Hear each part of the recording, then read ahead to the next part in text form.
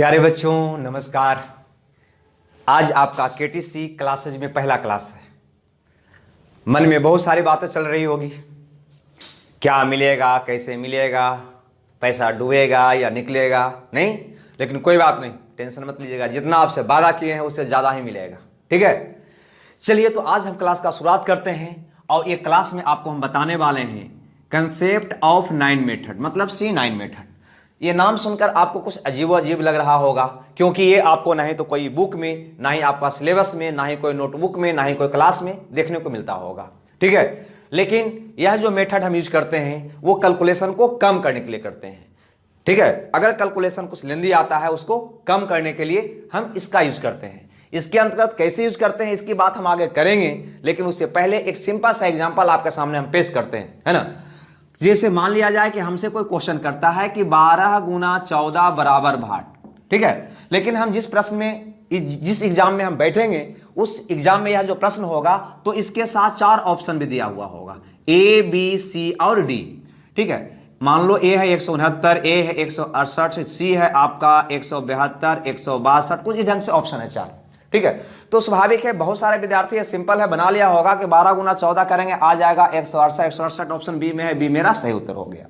बिल्कुल सही, लेकिन सोचिए, ठीक है, कोई आवश्यक नहीं है। आपके एग्जाम में यही क्वेश्चन जो है कुछ इस ढंग से भी रह सकता है, 3, 4, 5, 6 गुना 7, 8, 4, 5 इतना बराबर भाग। तो कहीं ना कहीं गुना करने में आपको परेशानी होगी, और कहीं इसी में अगर ऐसा भी कुछ और कर दिया तो ये परेशानी और बढ़ जाएगा। अगर कहीं इसी में कुछ इस ढंग से और कर दिया, ठीक है, तो परेशानी आपको और बढ़ जाएगी। क्लियर है। और ऐसा स्थिति में हम या तो एग्जाम में इस क्वेश्चन को बनाएंगे या क्वेश्चन को छोड़ के भागेंगे, और तीसरा कोई भी ऑप्शन मेरे पास नहीं होगा। जब बनाएंगे तो अच्छा खासा वक्त खा जाएगा, लेकिन अगर ये C9 मेरे पास होगा तो इस प्रश्न का उत्तर भी हम सेकेंडों में दे लेंगे। ठीक है, इसीलिए यह हमारे लिए बहुत ही यूजफुल है। अतः इसे हम क्लास के शुरुआत में ही आपको साथ शेयर करते हैं, ताकि यह कंसेप्ट आपके अंदर डेवलप हो जाए और सारे चैप्टर में कैलकुलेशन को कम करने के लिए आप इसका यूज कर सकें। ठीक है, देखिए इसका यूज हम कैसे करते हैं। सो देखिए, हम यहां पे अगर इसको हम बनाएंगे तो कैसे बनाएंगे, तो हम इसको सीधे बनाएंगे 3, 5, 15 मतलब 6, जिसका सिंगल डिजिट आएगा वो मेरा उत्तर होगा 9, 6, 7 आएगा, ये मेरा आंसर नहीं होगा। 8 से 15 मतलब 6, 7 में 1, 6 2 8 1 9 मतलब 0, मतलब कहीं ना कहीं मेरा उत्तर मेरा उत्तर कौन हो जाएगा, बी हो जाएगा, ए नहीं होगा, है ना। ये बात आपको समझ नहीं आया होगा, क्योंकि यही समझाने के लिए तो आज आपके बीच में हम हैं एक क्लास के साथ। ठीक है, तो चलिए इसको समझिए कि ये है क्या और ये कैसे वर्क करता है और इसमें हमें क्या क्या चीज जानना चाहिए। ओके, चलिए C9 मेथड के अंतर्गत सबसे पहले हमें सीखना होगा, सबसे पहले हमको सीखना होगा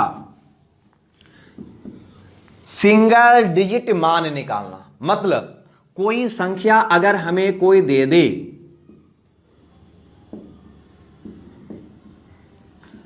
और हमसे कहे कि इसका सिंगल डिजिट मान निकालो, मतलब इसके अंक को जब तक जोड़ो जब तक कि वो एक अंक में परिणत ना हो जाए, तो आप क्या करेंगे। अब एक एक बात को ध्यान से सुनना है, ठीक है, क्योंकि यहां से आपका क्लास का बहुत इंपॉर्टेंट पार्ट शुरू होने वाला है। ठीक है, जिसका यूज सारे चैप्टर में होगा, अतः इसमें थोड़ा सा भी अनदेखा इसे नहीं करना है।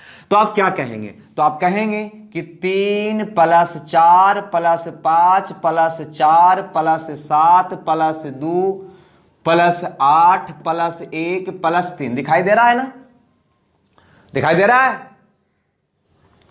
अब इसको ऐड करेंगे आप, 4 3 7 5 12 4 16 16 7 23 2 25 8 33 1 34 3 37, आपका 37 आया।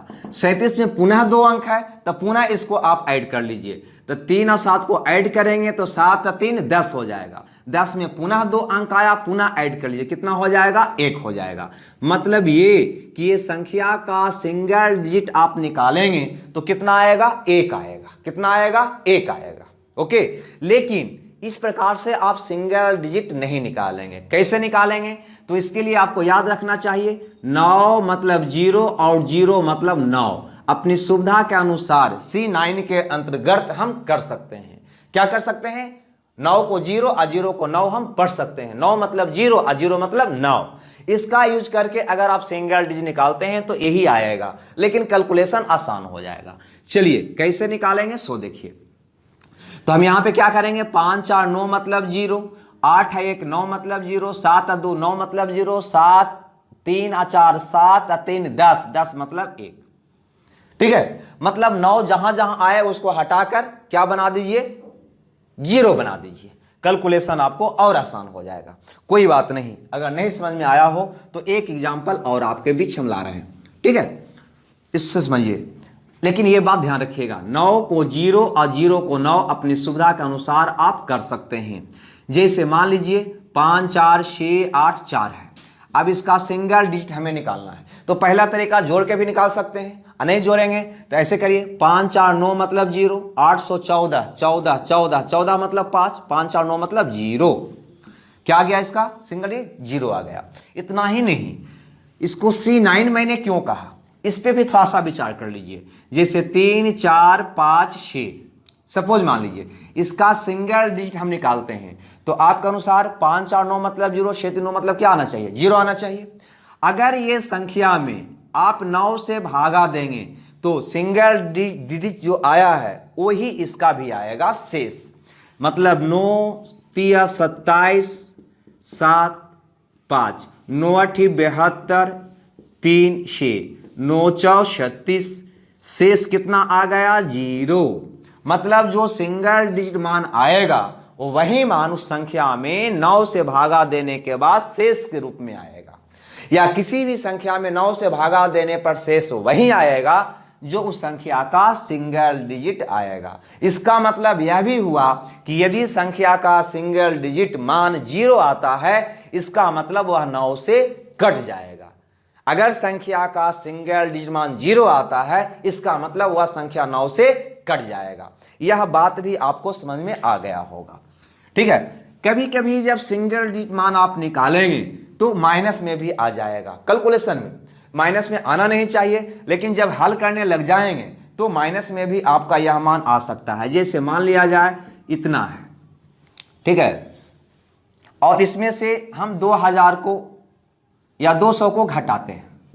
ठीक है, तो यहां पे निकालेंगे तो कितना आएगा, 4 3 7 2 9 मतलब 0, 1 आ गया सिंगल डिजिट। यहां पे कितना आ गया, 2 आ गया। तो 1 में से 2 को घटाओगे तो आपका रिजल्ट आ जाएगा -1। 1 में से 2 को घटाओगे -1। तो सिंगल डिजिट मान कभी भी माइनस में नहीं आना चाहिए। अगर माइनस में आ जाता है तो कुछ नहीं कीजिए, 9 इसको में ऐड कर दीजिए। ठीक है, मतलब कितना हो जाएगा, 8। मतलब यूं कहें कि 9 में से इसको घटा लीजिए। माइनस में आता है तो उसको 9 में से घटा लीजिए। अगर -1 आ गया तो 9 घटा 1 कर दीजिए, 8 आ जाएगा। -2 आ गया तो 9 घटा 2 कर दीजिए, 7 आ गया।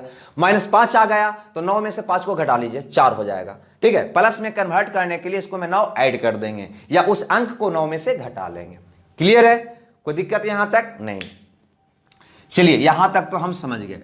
अब इसका और भी है, भिन्न में कैसे यूज करेंगे इसकी भी बात करेंगे, लेकिन थोड़ा सा रुक कर करेंगे। सबसे पहले ये हम पता कर ले कि ये C9 का यूज जो हम करेंगे कहां कहां करेंगे। तो कोई भी मैथ हो, चाहे रेशियो हो, एवरेज हो, सारा मैथ जो स्टार्ट होता है वो जोड़ घटाव गुना और भाग पे आधारित होती है। उसका 4 ही साधारण नियम होता है, जोड़ घटाव गुना और भाग। नहीं तो हम इस मेथड का यूज जोड़ पे भी कर सकेंगे, घटाव पे भी, गुना पे भी, भाग पे भी, मतलब टोटल पे, टोटल कैलकुलेशन पे इसका हम इस्तेमाल करेंगे। ओके, जैसे सपोज मान लीजिए कि आपके बीच कोई एग्जाम्पल देता है। ठीक है, आपके लिए बीच में कोई एग्जाम्पल देता है। ठीक है, मान लो कि 52 गुना +13 है। ठीक है, तो इसका रिजल्ट आएगा 5 5 है 1 से, इसका आ जाएगा 65। नहीं तो ध्यान देना यहां पे, मतलब ए साइड का सिंगल डिजिट का कैलकुलेशन जो आएगा वही कैलकुलेशन ए साइड का भी आएगा। ये बात हमेशा याद रखिएगा। मतलब 5 या 2 7 आ रहा है इसका, 3 या 1 4 आ रहा है इसका। अगर 7 4 को जोड़ेंगे तो 7 या 4 11, 11 का मतलब 2। आपका रिजल्ट कितना आया, 2। इसका जो आप जोड़ का रिजल्ट निकाले हैं उसका भी 2 ही आना चाहिए। देखा जाए 6 5 11, 11 मतलब 2, मतलब ये दोनों क्या होगा, इक्वल होगा। और भी समझिए दूसरी बात, अगर माइनस की कोई बात कर दे, जैसे सपोज मान लीजिए कि 38 गुना या 38 घटाव 13 को देता है, तो आपके अनुसार इसका रिजल्ट होना चाहिए 5, 3 में से गया 2, मतलब ये साइड का कैलकुलेशन का जो भी सिंगल डिजिट मान आएगा वही मान इस रिजल्ट का भी आएगा। ओके, तो 8 3 11 मतलब कितना हो गया 2, 3 1 4, घटाइए 2 में से 4 गया, 2 में से 4 गया, -2 का मतलब 9 ऐड कर दीजिए या 9 में से घटा लीजिए, कितना आ जाएगा 7। आपका सिंगल डिजिट मान कितना आया 7 आया, इधर भी 7 ही आएगा, जोड़ के देख लो 5 या 2 7 आया, मतलब ये दोनों साइड क्या हुआ बराबर हुआ। ये घटाव में भी देख लिए, जोड़ में भी देख लिए, गुना में भी देख लेते हैं। अगर कोई कहता है 35 गुना 3 या 4 14 140 होगा, 35 गुना 4 करेंगे 140 आएगा, तो यहां पर भी इसका जो सिंगल डिजिट मान होगा वही मान इसका भी होगा, करके आप देख सकते हैं। 5 या 3 8 आया, 8 4 32, 32 मतलब कितना आया 5, इधर भी 5 आएगा, 4 1 5 आ रहा है क्या, मतलब यह जोड़ पर भी, घटाव पर भी, गुना पर भी हम लागू कर लिए, भाग पर भी हम लागू करेंगे लेकिन थोड़ा सा आगे की क्लास में, ठीक है, क्योंकि एक बार सारा चीज मिलेगा तो कहीं ना कहीं ये दिमाग जो है हैंग करने लगेगा ना। भाग का मतलब बटा भी होता है, मतलब यहां पर भी इसका इस्तेमाल हम कर सकेंगे, लेकिन थोड़ा सा रुक कर, ठीक है। चलिए अब ये अगर हम सीख गए तो इसका यूज करते हैं एग्जाम्पल पे, क्वेश्चन पे इसका यूज हम कैसे करें, है ना, और क्वेश्चन को हल हम कैसे करें इसकी बात हम करते हैं, ठीक है। तो यहां पर हम कितना चीज सीखा, थोड़ा सा हम अंगुली पे गिन लेते हैं। पहला बात मैंने सीखा सिंगल डिजिट मान निकालना, मतलब संख्या को एक अंक में बदलना। दूसरा बात मैंने सीखा कि संख्या का सिंगल डिजिट मान जो आएगा वही मान संख्या में 9 से भाग देने के बाद शेष के रूप में आएगा।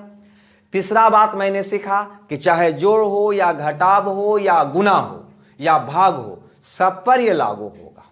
किस पे, ये सब पर लागू होगा। ओके, चलिए तो कुछ एग्जाम्पल भी हम करते हैं, लेकिन एग्जाम्पल करने से पहले एक बात और आपको बता दें, है ना, जो सबसे अहम बात है, इस मेथड पे दशमलव का या प्रतिशत का कोई प्रभाव नहीं पड़ेगा, कोई प्रभाव नहीं पड़ेगा।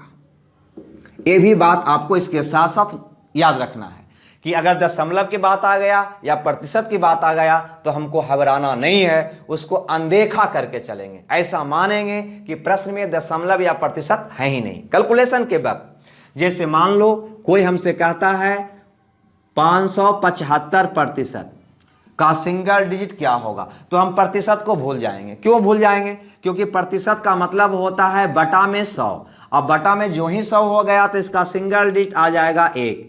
अब हर में अगर 1 आता है, जैसे मान लीजिए कि 5 7 बटा 1, तो 1 का कोई वैल्यू नहीं, इसको सीधे आप क्या पढ़ते हैं 7 पढ़ते हैं। तो परसेंटेज का मतलब बटा 100 का मतलब बटा में 1 आ गया, उससे हमको कोई प्रभाव नहीं पड़ता है। अतः परसेंटेज का भी इस पर कोई प्रभाव नहीं पड़ेगा और दशमलव का भी कोई प्रभाव नहीं पड़ेगा। मतलब इसका अगर सिंगल डिजिट हम निकालेंगे तो प्रतिशत को भूल जाएंगे और हम कहेंगे कि 5 5 10 10 मतलब 1 1 7 8, इसका कितना होगा सिंगल डिजिट मान 8 होगा।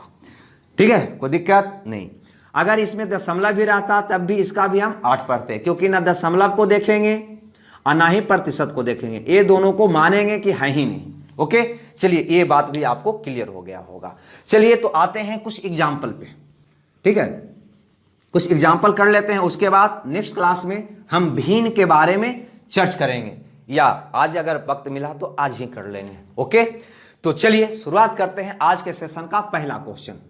ये रहा आज के सेशन का पहला क्वेश्चन जो आपके स्क्रीन पे है। ठीक है, यहां पे हम समझाने के लिए लिख भी रहे हैं 58 गुना 96 गुना 62 इक्वल टू 62। इस पे 4 ऑप्शन भी आपका होगा एग्जाम में, वो है 3 4 5 2 4 6। दूसरा ऑप्शन है 3 4 5 2 2 6। तीसरा ऑप्शन आपका है 3 4 5 2 1 6। चौथा ऑप्शन है 3 4 5 2 3 6। ठीक है। अब देखिए इस पे हम इसका यूज कैसे करेंगे। तो पहला तरीका तो है कि इसको लोग बनाएंगे, गुना करेंगे, गुना करने के बाद जो रिजल्ट आएगा उसका मिलान करेंगे, कौन ऑप्शन में है वो मेरा आंसर होगा। लेकिन हम यहां पे सीख रहे हैं C9 मेथड, ठीक है। C9 मेथड से इसका हल हम कैसे करेंगे, ठीक है। ऐसा नहीं है कि सिर्फ यही लागू होगा, एक कैलकुलेशन को कम करने की एक विधि है, बस इतना ही आपको समझना है। तो यहां पे चलिए 8/13 सबको सिंगल डिजिट में पहले बदलिए। तो 8/13, 13 मतलब क्या होता है 4। यहां पे ये 9 मतलब 0, कितना बच जाएगा ये 6, 0 प्लस वो कितना हो जाएगा 6, 6 अदू 8, है ना। अब इसको कैलकुलेट कीजिए। तो 6 गुना 4 गुना 6, 6 चौ 24, 6 चौ 24, 24 24 24 का मतलब कितना हो जाएगा 6। फिर 6 गुना 8 करिए तो 8 सका 48, 48 का मतलब 8 4 12, 12 का मतलब क्या हो जाएगा 3। ओके, मतलब इसका जो रिजल्ट आएगा उसका सिंगल डिजिट कितना आना चाहिए, 3 आना चाहिए। कितना आना चाहिए, 3 आना चाहिए। चलिए देखते हैं किसका आता है। 5 और 9 मतलब 0, ठीक है। 6 और 3 9 मतलब 0, 4 और 2 6, ठीक है। यहां पर देखते हैं ये मेरा आंसर होगा क्या, नहीं होगा, क्योंकि हमारा रिजल्ट का सिंगल डिजिट मान 3 आना चाहिए, 3 इसका आ नहीं रहा है, तो क्या ये मेरा आंसर होगा, नहीं होगा। यहां पे आते हैं, यहां पे क्या है 5 और 9 मतलब 0, 6 3 9 मतलब 0, कितना आ रहा है 4। क्या यह मेरा रिजल्ट होगा, नहीं, 3 रिजल्ट का सिंगल ही आना चाहिए, यहां पे आ रहा है 4। आगे बढ़िए, 5 और 9 मतलब 0, 6 3 9 मतलब 0, 2 1 3, क्या ये मेरा आंसर होगा, बिल्कुल हो सकता है। लेकिन आगे भी चेक कर लेते हैं। 5 और 9 मतलब 0, 6 3 9 मतलब 3 2 5, ये मेरा रिजल्ट होगा क्या, नहीं होगा। तो मेरा आंसर कौन होगा, सी होगा। मतलब ये C9 से हम इसको गुना करने की हमको आवश्यकता नहीं पड़ा और सीधे हम ऑप्शन की मदद से इसका आंसर निकाल लिए कि जिसका 3 आया वो मेरा आंसर हुआ।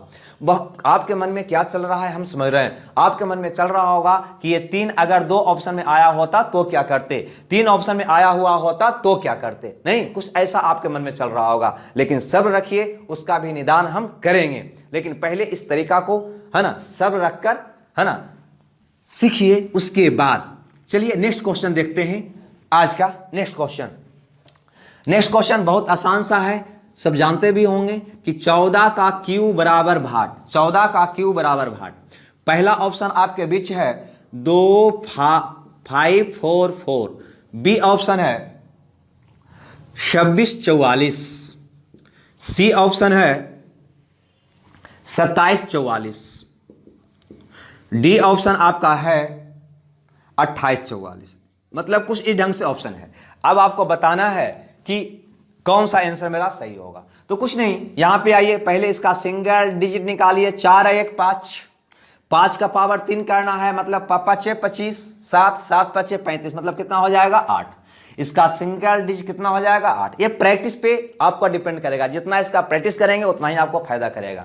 और स्टार्टिंग में बताने का वजह यही है कि प्रत्येक चैप्टर में जब आएंगे तो कैलकुलेशन तो प्रत्येक चैप्टर में मिलना है ना। अतः आपका यूज अंत तक होते रह जाएगा, अपने आप प्रैक्टिस हो जाएगा। ओके, स्टार्टिंग में कोई भी चीज हार्ड लगता है, हम उम्मीद करते हैं ये हार्ड लग रहा होगा, लेकिन बहुत जल्द आसान हो जाएगा। ठीक है, मायूस मत होइए। ठीक है, यहां पे देखिए 4 1 5, 5 को 3 बार करिएगा तो ये होगा ना, तो 5 25, 25 का मतलब 7, फिर 7 को गुना 5 से करिएगा, 7 5 35, 35 का मतलब 8, कितना आया 8।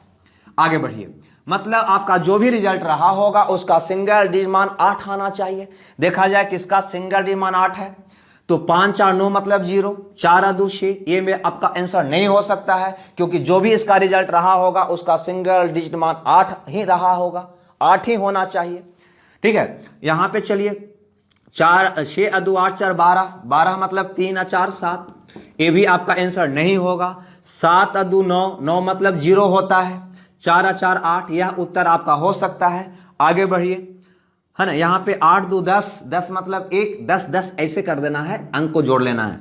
8 2 10, 10 मतलब 1, 1 4 5, 5 4 9, 9 मतलब 0, 0 भी आपका आंसर नहीं होगा। आंसर कौन होगा आपका, सी होगा। ध्यान रखें, ये सब के लिए सत्य है, सारे क्वेश्चन के लिए, जोड़ घटाव गुना भाग सब के लिए सत्य है, लेकिन, है ना, इक्विवेलेंट वैल्यू के लिए। लेकिन कभी भी आसन्नता मान अगर आता है, आसन्नता मान अगर आता है, वहां पे इसका यूज हम नहीं कर सकते। आसन्नता का मतलब लगभग मान, लगभग मान के लिए इसको हम यूज नहीं, इक्विवेलेंट वैल्यू के लिए, है ना, एकदम से इक्विवेलेंट वैल्यू के लिए, सही मान के लिए ही यह यूजफुल है ना। सही मान के लिए यूनिवर्सल सत्य है, सभी जगह आपको यह सत्य होगा। ठीक है, चलिए आज के सेशन का तीसरा क्वेश्चन देखते हैं इसको समझने के लिए। क्वेश्चन नंबर 3 पे विचार करते हैं, है ना। थोड़ा सा लंबा क्वेश्चन, धीरे धीरे लेवल को हम बढ़ाएंगे, फिर प्रीवियस के क्वेश्चन पे भी आएंगे। 2387 माइनस 123 प्लस 980 बराबर भाट माइनस 145 प्लस 945। क्वेश्चन कुछ इस प्रकार का है। इसमें 4 ऑप्शन दिया गया है। पहला ऑप्शन है आपका 2244, दूसरा ऑप्शन है 2434, तीसरा ऑप्शन है 444, चौथा ऑप्शन आपका है 2544।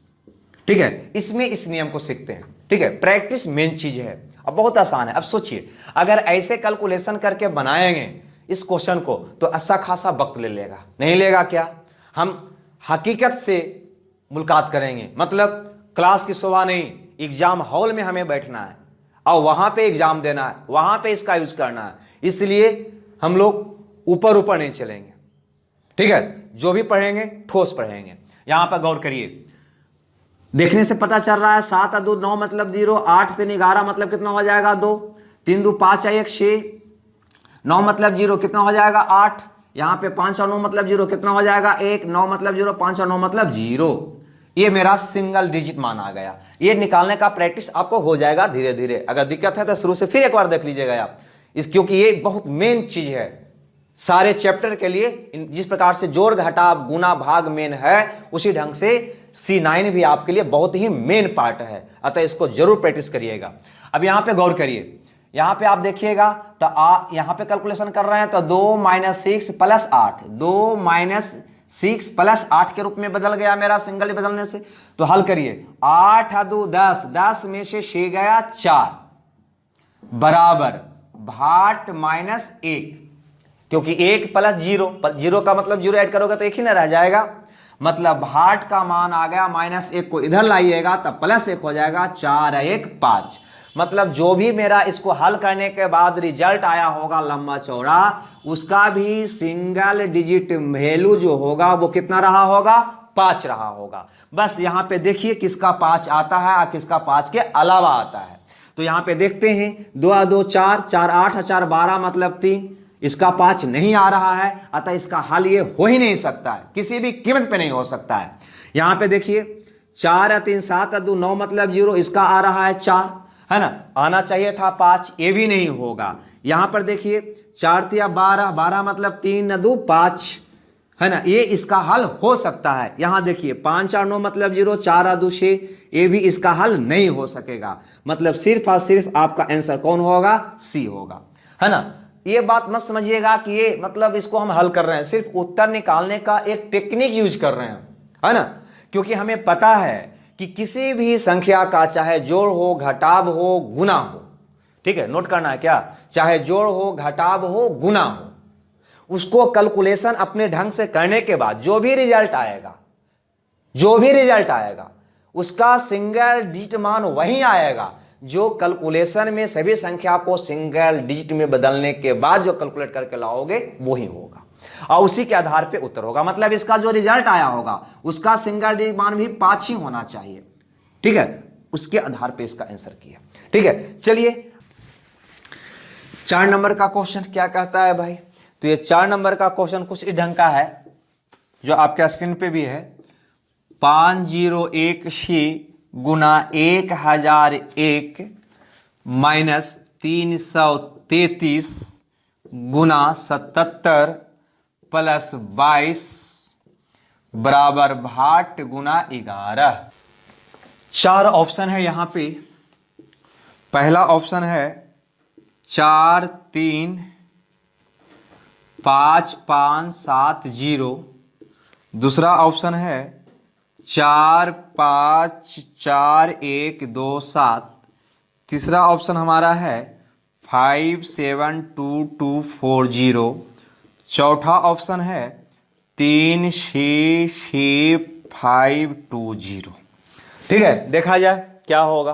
कुछ नहीं करना है, 5 1 6 6 12, 12 मतलब 3, 1 1 2, यहाँ पे आइए 9 मतलब 0, यहाँ पे आइए जब 0 हो गया तो ये पूरा 0 हो जाएगा, नहीं 2 2 4, ये हो गया 2।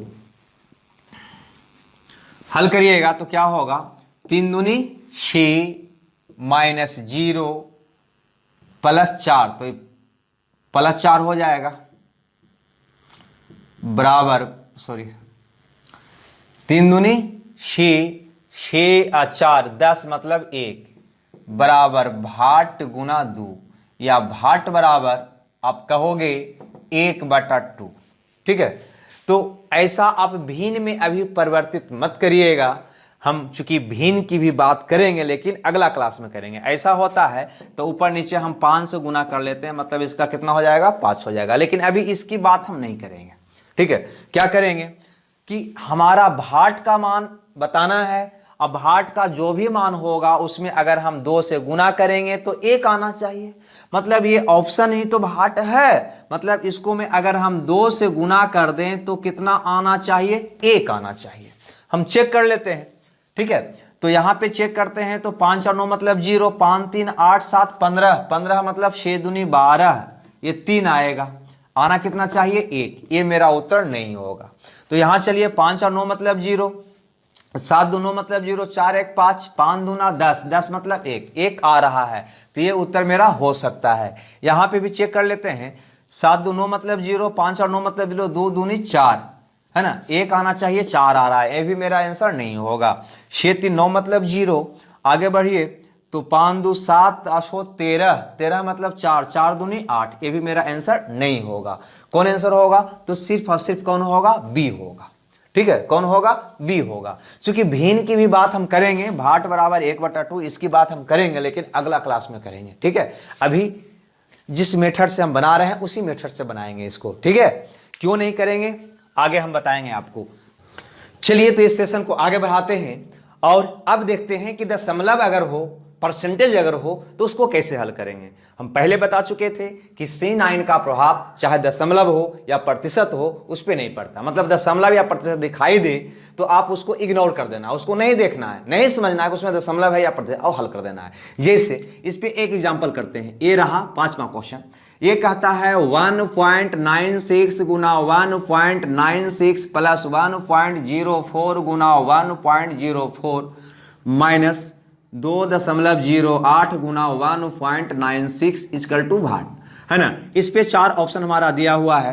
पहला ऑप्शन है 0.7464, दूसरा ऑप्शन है 0.8464, तीसरा ऑप्शन हमारा दिया हुआ है 0.9464 और चौथा ऑप्शन हमारा पास है 0.8262। ओके, ऐसे तो ये यूज ऑफ अलजेब्रा का क्वेश्चन है जिसे हम कहीं ना कहीं A square plus B square minus 2ab के फॉर्म पे बनाएंगे, जिसका मान होगा a माइनस बी का होल स्क्वायर।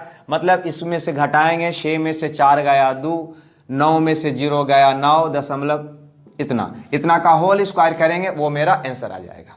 ठीक है, होल स्क्वायर कैसे करेंगे, तो चूंकि 100 से 8 कम है, 8 का वर्ग हो गया 64, 8 और कम करेंगे तो हो जाएगा ये 84। ठीक है, मतलब इतना हमारा आंसर आएगा 0.8464b, है ना। लेकिन हम यहाँ पे इसकी बात नहीं कर रहे हैं, यहाँ पे हम C9 की बात कर रहे हैं कि अगर हमें इसे C9 मेथड से बनाना होगा तो कैसे बनाएंगे। तो यहाँ पे दशमलव आया हुआ है, दशमलव को अनदेखा कर दीजिए, दशमलव को मत देखिए, ऐसा समझिए कि इसमें दशमलव है ही नहीं, और हल करिए जिस प्रकार से पहले हल कर रहे थे। चलिए दशमलव बिना देखे हुए तो 9 मतलब 0 6 1 7 हो गया, इसका सिंगल डिजिट 9 मतलब 0 6 1 7 हो गया। ठीक है, यहाँ पे आइए 4 1 5 हो गया, ये भी आपका 5 हो जाएगा। यहाँ पे 8 10 मतलब 1 हो जाएगा, ये हो जाएगा 7। ओके, अब इसको हल करिएगा तो 49, देखो यहाँ पे गौर से 7 गुना 7 49, 49 को 2 ढंग से कर सकते हो। 9 मतलब 0 कितना हो गया 4, या 9 4 13 मतलब ही 4। चलिए तो 7 गुना 7 49, 49 मतलब 4 प्लस 5 5 गुना 5 25, 25 मतलब 7 माइनस 7 गुना 1 7, यही आपका आंसर हुआ। आगे बढ़िएगा तो ये आ जाएगा 4, मतलब इस क्वेश्चन का रिजल्ट जो आएगा उसका भी सिंगल डिजिट मान 4 ही आएगा। अब चेक कर लीजिए किसका 4 आ रहा है, वह आपका आंसर होना चाहिए। यहां पे चलते हैं, 6 4 10 मतलब 1, 5 13 मतलब 3, ये मेरा आंसर नहीं होगा। ठीक है, 6 4 10 मतलब 1, 4 1 5, 8 5 13, 13 मतलब 4। यहां पे फिर से देख लेना, 11 2 8, 8 4 12 मतलब 3, यहां पे 8 4 12 मतलब 3 9, 3 6 9, 9 मतलब 0 4। ठीक है, ये मेरा आंसर हो सकती है। 9 मतलब 0, 6 4 10 मतलब 1, 4 1 5, ये भी मेरा आंसर नहीं होगा। 8 2 10 मतलब 1, 107, 7 2 9 मतलब 0, ये भी आंसर मेरा नहीं होगा। कौन आंसर होगा मेरा? बी होगा। ठीक है, तो ये है C9 का कमाल, जिसकी मदद से आप ऑप्शन के सहारे आंसर निकाल सकते हैं, कैलकुलेशन को कम कर सकते हैं। हम ये क्वेश्चन किस लिए लाए थे कि दशमलव पर इसका यूज कैसे करें। खैर, एक क्वेश्चन और आपके बीच लाते हैं दशमलव का। ठीक है, क्वेश्चन नंबर 6 आपके स्क्रीन पे है। क्वेश्चन नंबर 6, इसको देखिए। ठीक है, ये कहता है कि 0.5 गुना 5 प्लस 0.25 गुना 0.5 प्लस 0.5 गुना 4 प्लस 0.5 गुना 0.75 इक्वल टू भाट। उधर दिखाई दे रहा है 0.5 गुना 0.75 इक्वल टू भाट। 4 ऑप्शन मेरे पास है। पहला ऑप्शन है 5, दूसरा ऑप्शन है 10, तीसरा ऑप्शन है 15, चौथा ऑप्शन है मेरे पास 20। अब इसको हल करना है, थोड़ा सा सोचिए। दशमलव इसमें भी आया हुआ है, जोड़ भी आया हुआ है, गुना भी आया हुआ है। ठीक है, कैसे हल करें? तो कुछ नहीं करिए, आप सिंगल डिजिट निकाल के हल कर लीजिए, मतलब C9 लगा दीजिए। C9 के लगाने बाद दशमलव को आप मत देखिए, दशमलव को छोड़ दीजिए, मतलब ऐसा समझिए कि इसमें दशमलव है ही नहीं, है ना, और हल कर दीजिए।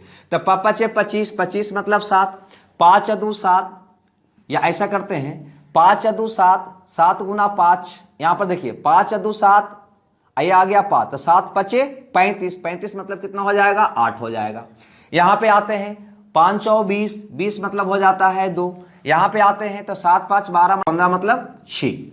हल करिए तो 7 और 8 15, 15 7 और 8 15, 15 मतलब 6, 6 2 8, 8 8 14, 14 मतलब 5। देखा जाए 5 किसका है, तो ये है आपका 1 नहीं होगा, ये है आपका 6 नहीं होगा, ये है आपका 2 नहीं होगा। कौन होगा मेरा आंसर? ए होगा। ओके, तो इस प्रकार से इसका हम यूज करते हैं। अगर प्रतिशत हो तब कैसे इसका यूज करेंगे, चलिए एक उसका भी एग्जांपल ले लेते हैं कि अगर परसेंटेज की बात करेगा तो किस ढंग से इसका हम यूज करेंगे।